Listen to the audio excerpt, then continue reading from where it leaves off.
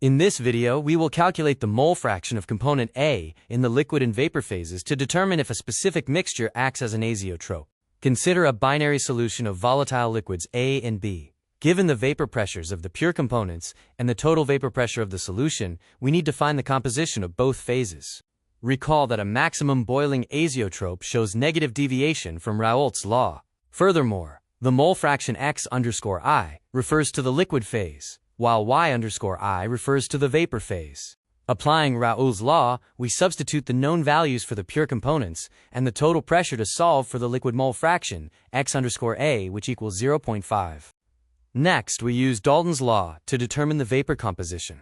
By dividing the partial pressure of component A by the total pressure, we find Y_A is approximately 0.67. Finally, comparing our results, X_A is 0.5, and Y_A is 0.67.